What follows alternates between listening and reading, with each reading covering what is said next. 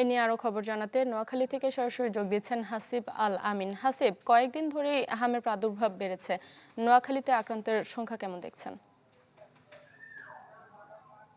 জি, আমি এই মুহূর্তে অবস্থান করছি নোয়াখালী ২৫০ শয্যা বিশিষ্ট জেনারেল হাসপাতালের শিশু ওয়ার্ডের সামনে। এখানে হামের প্রকোপ বাড়ায় অভিভাবকরা উদ্বিগ্ন এবং এখানকার যে পরিবেশ, আমি সেখানে নিজেও কিছুক্ষণ আগে গিয়েছিলাম এবং অভিভাবকদের সাথে কথা বলেছি, স্বজনদের সাথে কথা বলেছি। তারা অনেক উদ্বিগ্ন এবং পরিবেশ প্রচণ্ড অপরিচ্ছন্ন। এখানকার যে মানুষ সিঁড়িতে, মেঝেতে এবং তারা বিছানায় নিচে মাটিতে বিছানা করে তারা সেবা নিচ্ছেন এবং রোগীর সাথে যেসব স্বজনরা রয়েছেন তারা উদ্বিগ্ন রয়েছেন এখানের চিকিৎসা সেবা নিয়ে। তারা মূলত এখানে শিশু ওয়ার্ড এবং মূলত নোয়াখালী ২৫০ শয্যা বিশিষ্ট এই জেনারেল হাসপাতালের নতুন একটি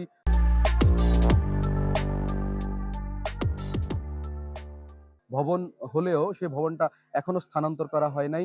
যার কারণে রুগীরা এখানে মানবেতর জীবনযাপন করছেন তাদের স্বজনরা সহ। আর এর প্রকোপ যখন দিন, দিন বাড়ছে তাতে করে তারা আরো বেশি উদ্বিগ্ন হয়ে পড়ছেন। গত ৪ দিনে এই হাসপাতালে ৩৫ জন আ শিশু হামের প্রকোপ নিয়ে ভর্তি হয়েছেন, উপসর্গ নিয়ে ভর্তি হয়েছেন।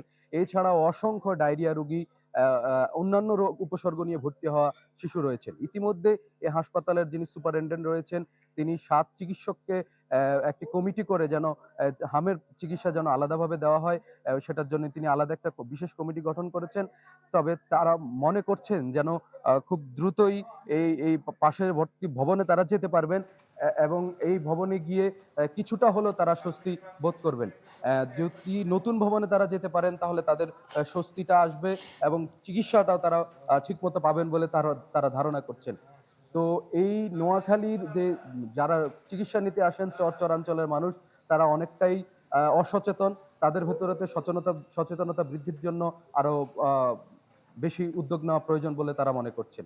এই ছিল নোয়াখালী থেকে সর্বশেষ। হাসিব, ধন্যবাদ আপনাকে। দর্শক, নোয়াখালী থেকে যুক্ত হয়েছিলেন আমাদের সহকর্মী।